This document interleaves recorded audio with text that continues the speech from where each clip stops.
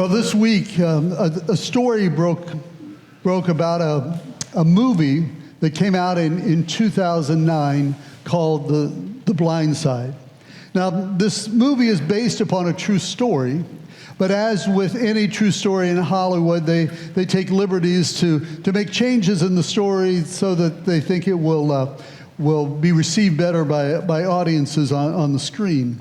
The basic plot of the movie is that the Tui family took in a teenager who was growing up in the ghetto, was growing up in a home with a single parent who really didn't have time to invest in her son. You know, he was failing in school. It seemed that he was headed toward a dead end in life. And the Tuis took him in and helped to change his academic trajectory. They got him to playing football, and he eventually got a college scholarship and even went on to play in the NFL. It's a great feel-good story and is listed as one of the greatest sports movies of all time, one of the most popular ones for people to watch. Well, this week, the football player in the movie, whose name is Michael Orr, said that the Tui family did not adopt him, and also said that they never shared the royalties from the movie with him.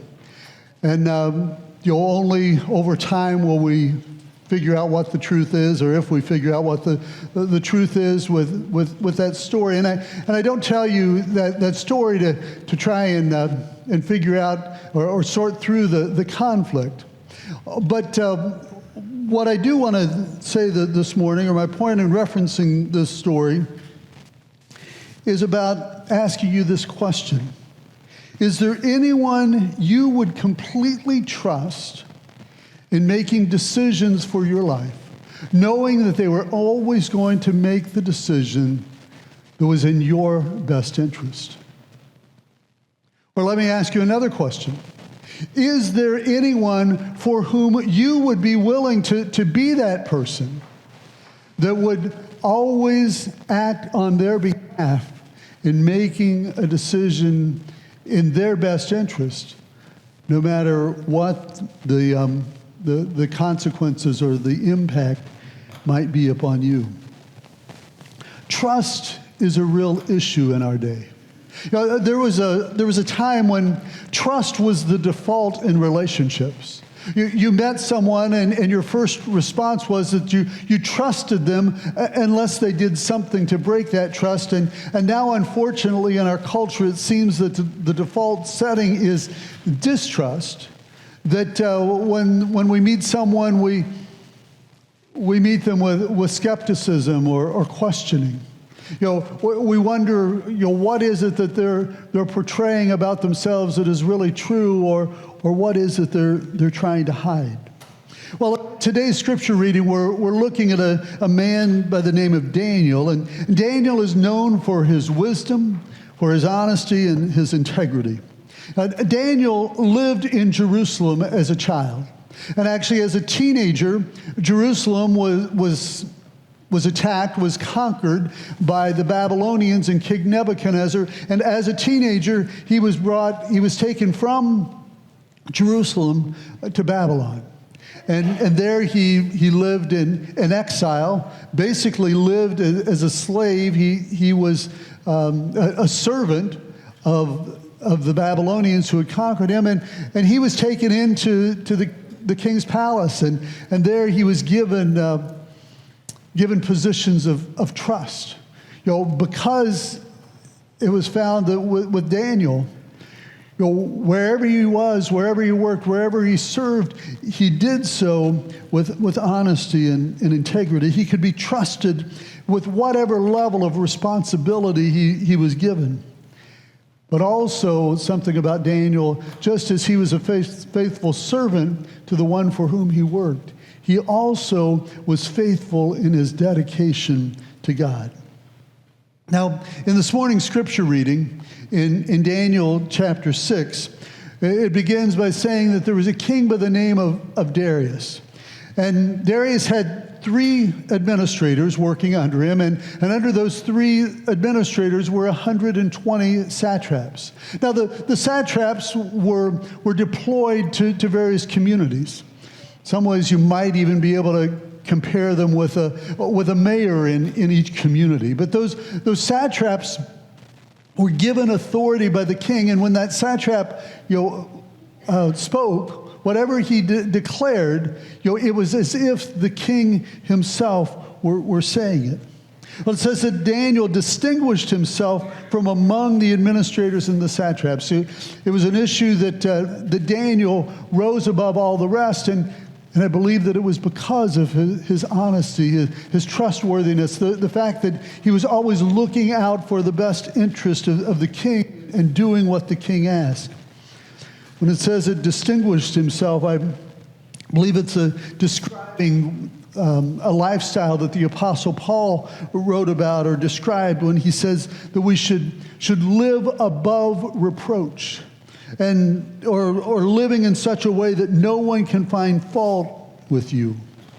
Now, that's how Daniel was living, and we really don't know any details about the other 2 administrators and the satraps, but I would guess that it's a pretty good assumption that these satraps often were making decisions based upon their own best interest. They weren't always thinking about the king. They weren't always carrying out what the king wanted, but they were doing things in the community where they had authority in such a way that they could gain profit, that they could gain notoriety, that they could gain their way.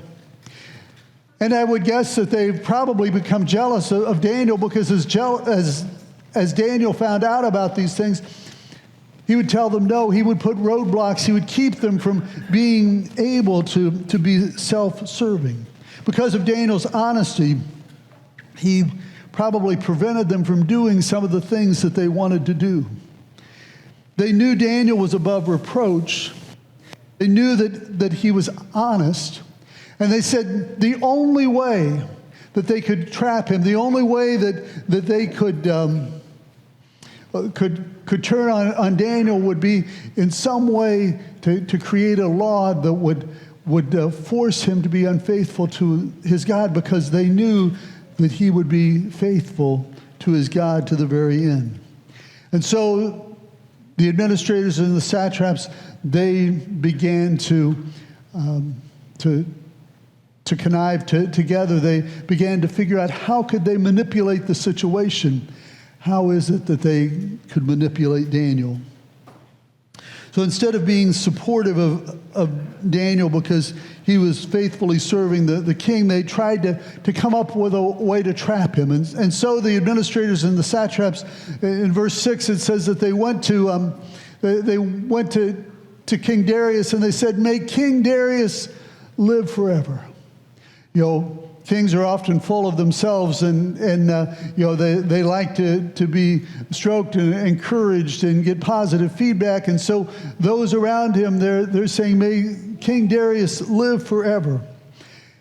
And so as they're kind of buttering him up, then in verse 7 it says that they tell King Darius, "We think you should make a decree that for the next 30 days people can only worship you.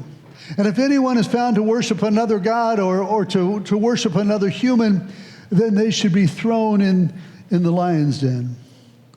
King Darius liked the idea of people honoring him in such a way, and so he made the decree. Now, Daniel heard about the decree, but he was not going to be unfaithful to his God. And so in the quiet of his home, he secretly went to his home and prayed 3 times a day. He continued that practice. It wasn't a new practice that they just started last night. But he continued that practice of praying, but he prayed in the quiet of his home and facing Jerusalem. Daniel always acted publicly in the king's best interest. But when it came to this decree, he knew that he could not be unfaithful to his God. Have you ever been tempted to compromise your faith? in order to get what you want? God's desire for us is to live our lives in such a way that we're living our life with highest regard. That others are seeing in us an honesty and an integrity, a transparency that how we live is who we are, no matter what the consequences may be. What changes might need to take place in your life in order that you might live more like Daniel? What changes might need to take place in your life in order that you might live more like Daniel? Well, this morning as we come to our time for prayer, one thing that I want to share with you this morning is that one of our members, Brenda Metcalf, died this last week, and Brenda died on Wednesday. Her funeral will be visitation will be tomorrow at the Springer Voris Draper Funeral Home just across our parking lot here. That visitation will be from 5 until 8. And then her funeral will be at the funeral home as well at 10 o'clock on Tuesday morning. Tuesday will be a funeral and a funeral dinner. It's also a day of soup for the soul, so it's going to be a busy day around here in the kitchen. Appreciate those who have been volunteered to help with that on Tuesday. But one of the things, as I talked with Brandy, who's organizing both of those meals, she said that they're in need of desserts. So if you can make a dessert and bring for the funeral dinner or for soup for the soul on Tuesday, that would be a big help. As we prepare our hearts for prayer this morning, I would invite you to join with me in singing our call to prayer.